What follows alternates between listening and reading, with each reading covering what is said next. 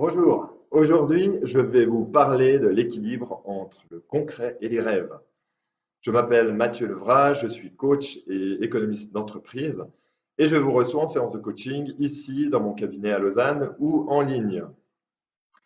Alors, l'équilibre entre le concret et les rêves. Tout d'abord, l'équilibre est une notion que je considère comme très importante.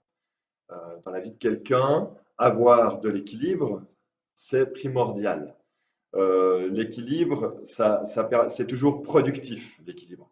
D'ailleurs, l'équilibre parfait entre le masculin et le féminin permet la reproduction. Donc, c'est fructueux, hein, que ce soit pour les humains, que ce soit les animaux, que ce soit dans la nature, cet équilibre-là est productif. Ça peut être l'équilibre entre faire du sport et être au calme.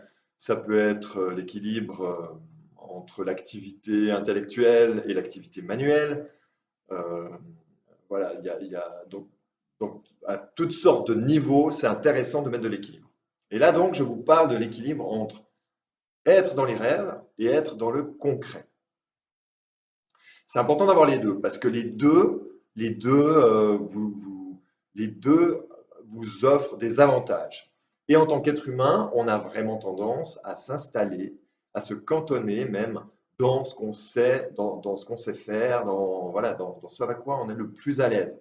C'est pour ça que très souvent, on est déséquilibré. Très souvent, il y a des gens qui sont beaucoup plus dans le concret, des gens qui foncent, qui ont des vrais résultats concrets, qui ont pas peu de problèmes à se lancer, à prendre des risques, qui agissent et qui réalisent beaucoup.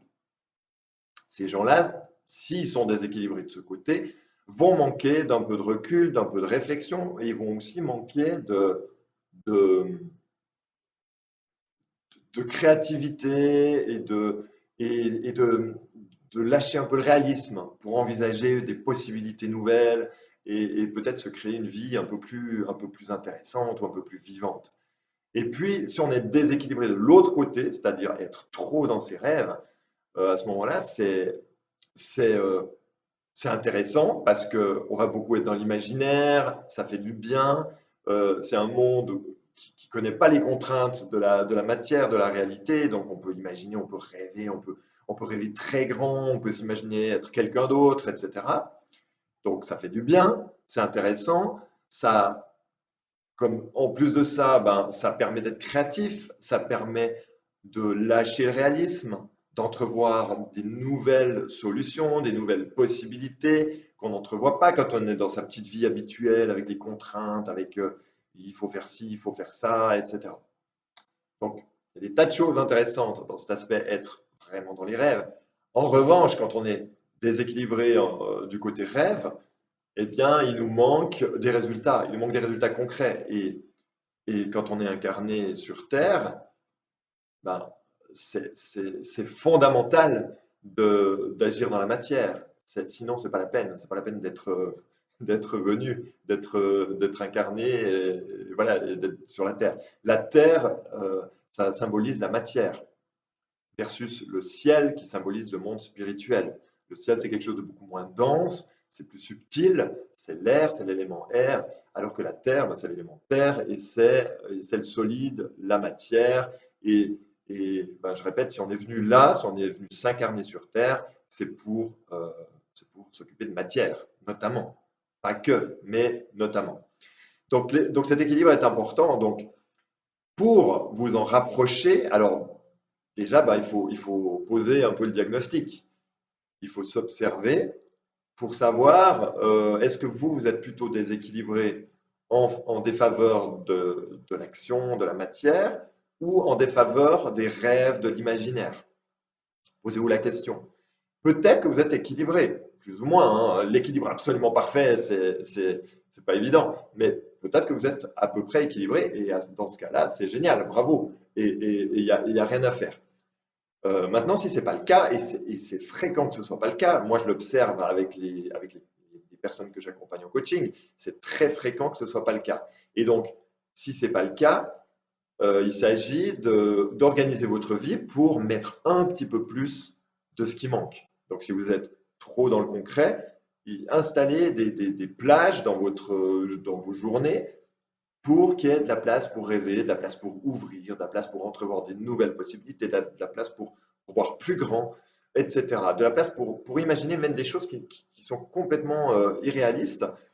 Euh, Simplement, ça va permettre, comme j'ai dit avant, bah, d'être créatif, d'avoir de nouvelles idées, de repousser vos limites plutôt que de se cantonner à ce qui est, à ce qu'on vous a dit qui était possible, à ce qu'on vous a dit qui était faisable, etc. Et puis, si vous êtes euh, ben, trop dans les rêves, si vous observez que vous êtes beaucoup à imaginer, beaucoup à rêver, et puis qu'il n'y a pas les résultats concrets que vous souhaiteriez dans votre vie, eh bien à ce moment-là, il s'agit de mettre ce qu'il faut en place pour avoir ces résultats, pour agir un peu plus. Parfois, c'est une question d'oser agir, hein. Des fois, on se réfugie dans les rêves, en fait, par peur d'agir, par peur de se confronter aux choses, de se confronter aux gens, etc.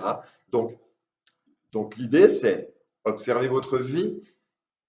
Euh, Ensuite, est-ce que, d'après ce que vous observez, vous êtes un peu déséquilibré du côté rêve ou un peu déséquilibré du côté concret et matière?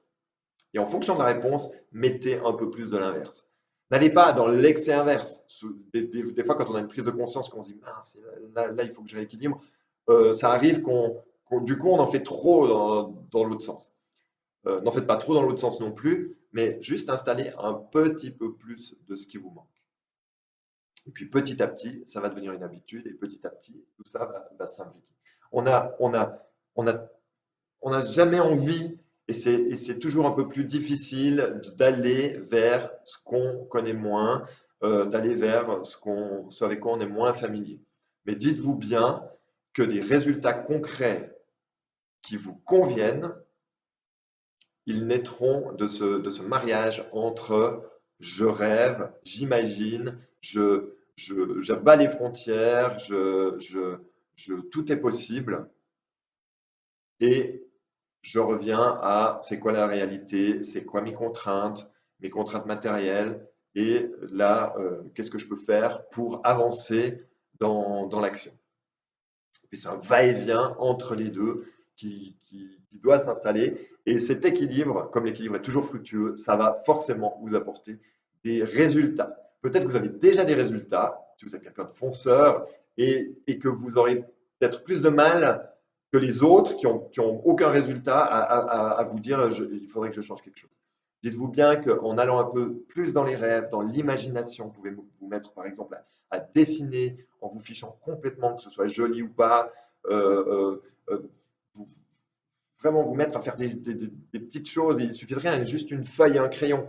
Et vous vous laissez aller à un peu plus de fantaisie que d'habitude. Ça peut juste déclencher quelque chose. Et dites-vous bien, donc si vous êtes déséquilibré plutôt du côté action, dites-vous bien que aller un peu dans les rêves, ça va vous permettre de lâcher un peu le réalisme, qui est important le réalisme, hein, pour réussir et avoir des résultats. Mais lâcher parfois un peu, ça permet aussi d'avoir des nouvelles idées, euh, de lever un peu la tête, de prendre du recul, de voir de haut, et ça va vous permettre de vous créer sur le long terme une vie beaucoup plus intéressante, plus vivante, qui vous correspondra mieux en plus que si vous êtes le nez dans le guidon, à foncer et à ne pas prendre ce recul et à ne pas voir un peu plus grand ou un peu différemment. Voilà, donc je vous souhaite un bon équilibre. Si cette vidéo vous a plu, vous pouvez mettre un pouce levé. Et si quoi que ce soit vous a interpellé ou si vous avez une question, vous pouvez me laisser un commentaire. Euh, voilà, et je vous retrouve bientôt pour une autre vidéo. Merci de m'avoir suivi.